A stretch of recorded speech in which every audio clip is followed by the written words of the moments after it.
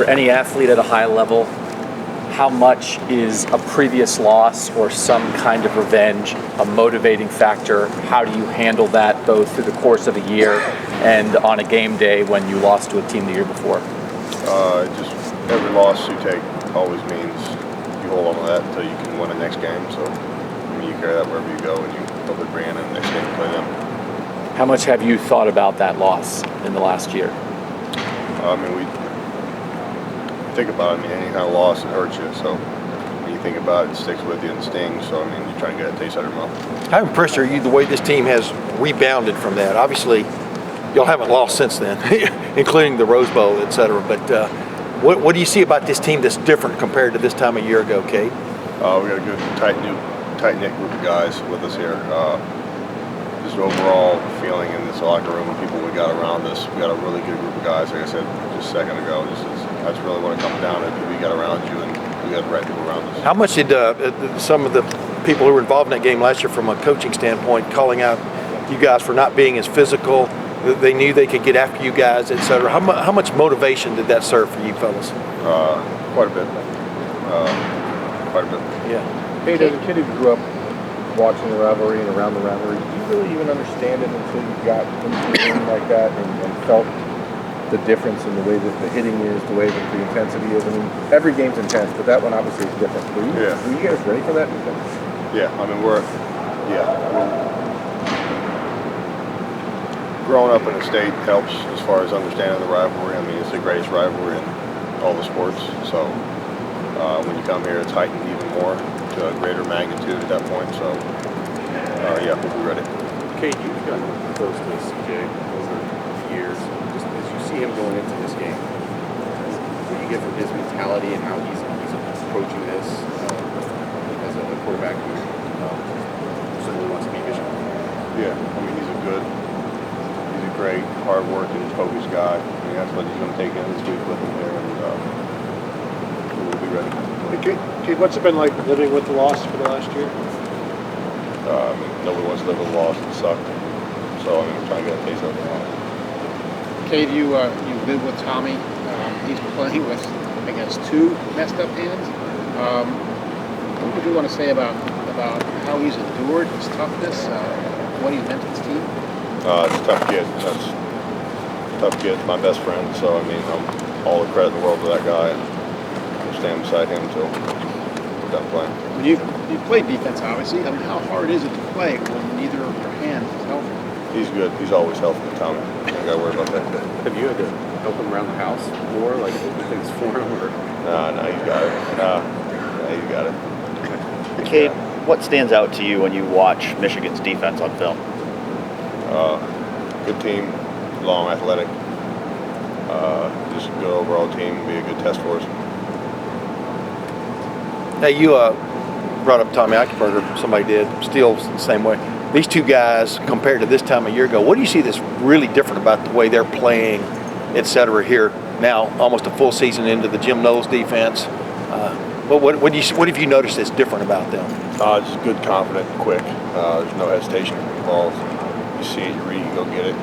That's good. That's why you got to play defense instinctual and without any restraints on you. Have y'all talked about that? Sometimes when you got a little free time, about... No, we try and keep it. I don't mean about X's and O's, but just about the difference, you know what I mean? When we were all on defense, we did a little bit, just trying to feel things out and how it was going to be. But, we try and keep it. We got plenty of other stuff to talk about at home. We can talk about that here. Like Braveheart? Yeah. Cade, when the idea of Ohio State's toughness is brought up at all, how does that make you feel? Do you have a visceral reaction to that at all? To be honest with you, I really could give a shit what anybody else says about our toughness. I know what we got here, what we got going on with us, and what other people say outside of this program doesn't matter. So, we know what we got, we know what we pride ourselves on, that's what we're trying to do. Can you describe how you think toughness factors into any football team being a great team? How important is toughness in that equation? It's just how the game's got to be played. It's how the games had to be played for hundreds of years now, and if you don't have that, you're lacking the most important piece.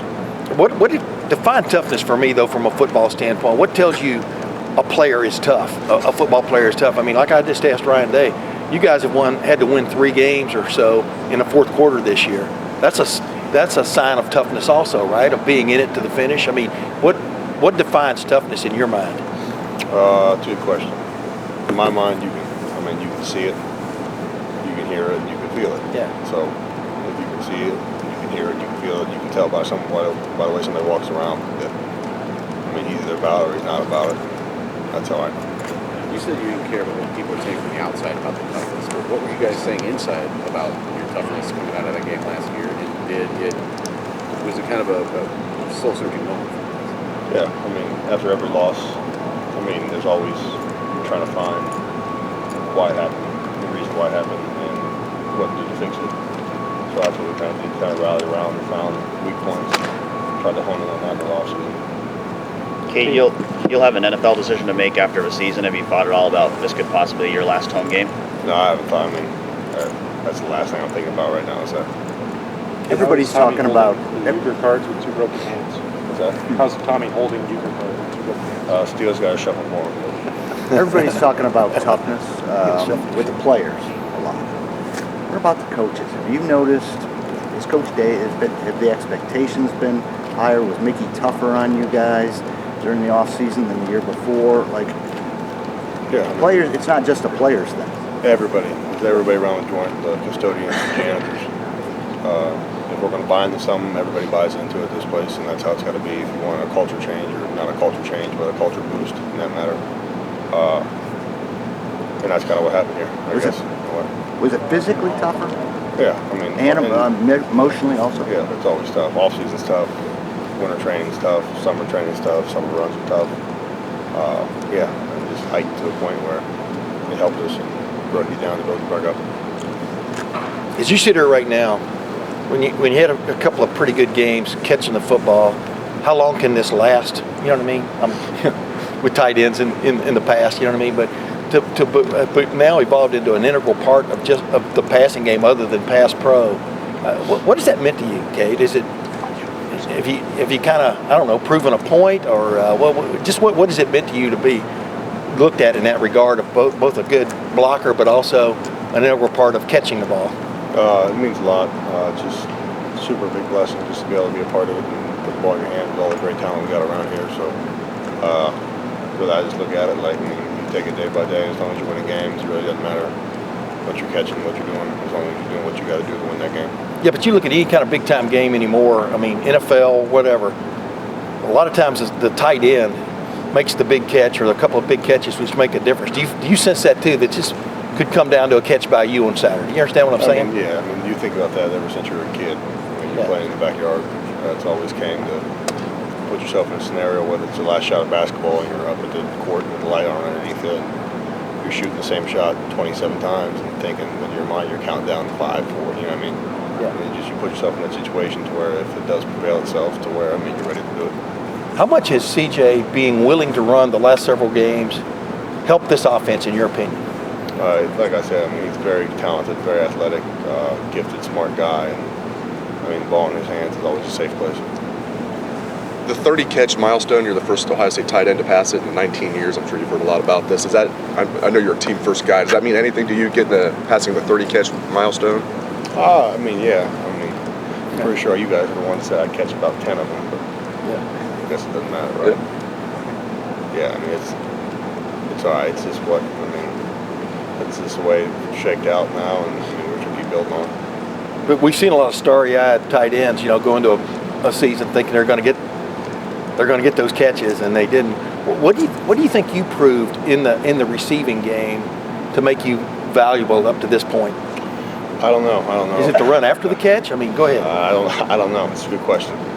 I'm not the right guy to ask about that. Yeah. Is there an NFL tight end you kind of model yourself after? Is it a combination of guys like Kelsey, Jeremy Shockey? Kittle, Shockey? Yeah, I love Jeremy Shockey. I love Gronkowski. Those are the two ones I watched a little bit of Mark Andrews, and that's really about it.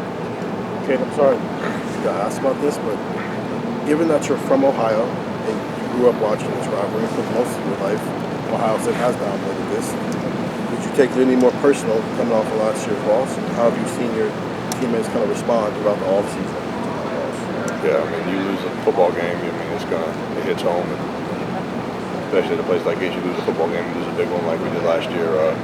it hits home. I mean, you just try and, you basically just try and hone in on what I said earlier, and as far as the points and weak points and whatnot, and just grow on those and be ready for next year.